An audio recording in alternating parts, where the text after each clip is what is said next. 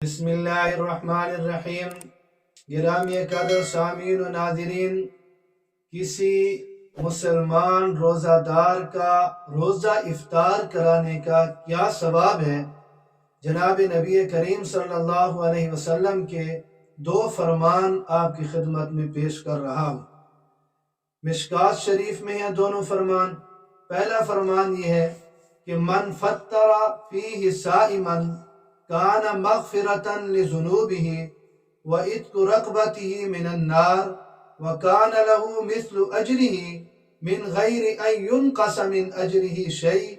قالوا یا رسول اللہ صلی اللہ علیہ وسلم لیس قلنا یجد ما نفطر الصائم، فقال رسول اللہ صلی اللہ علیہ وسلم یعطی اللہ هذا الثواب من فطر صائما على تمرة او على شربة ماء او مسكة لبن او كما قال صلی اللہ علیہ وسلم۔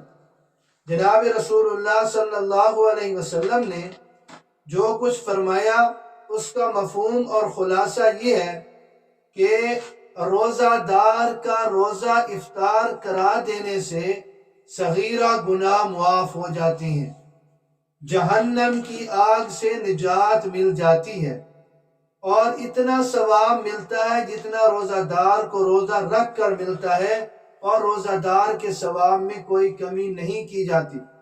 اب اسی حدیث پاک میں جناب رسول اللہ صلی اللہ علیہ وسلم سے صحابہ کرام رضوان اللہ تعالی علیہ مجمعین نے پوچھا کہ ہم تو یہ طاقت نہیں رکھتے کہ کسی کو افطار کرا دیں، تو پھر جناب نبی کریم صلی اللہ علیہ وسلم نے وہ بھی اپنی حدیث میں واضح فرما دیا کہ اگر کوئی غریب ہے اور وہ یہ ثواب حاصل کرنا چاہتا ہے تو روزہ دار کو افطار کے وقت صرف ایک گھونٹ لسی پلا دے، یا ایک کھجور کھلا دے، یا ایک گھونٹ پانی پلا دے، تو اللہ رب العزت اس پر بھی وہی ثواب عطا فرمائیں گے۔ اور دوسری حدیث پاک جناب نبی کریم صلی اللہ علیہ وسلم کا دوسرا فرمان وہ بھی مشکات شریف میں موجود ہے۔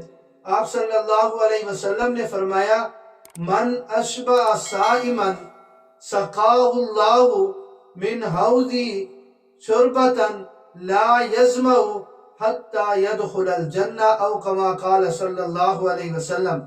کسی مسلمان کا روزہ افطار کرا دینے کا ثواب جناب نبی کریم صلی اللہ علیہ وسلم بیان فرما رہے ہیں کہ اگر کوئی شخص کسی روزہ دار کو پیٹ بھر کر کھانا کھلا دے، اللہ رب العزت حوض کوثر سے اس کو ایسا پانی پلائیں گے کہ جنت میں داخل ہونے تک اس کو کبھی پیاس نہیں لگے گی۔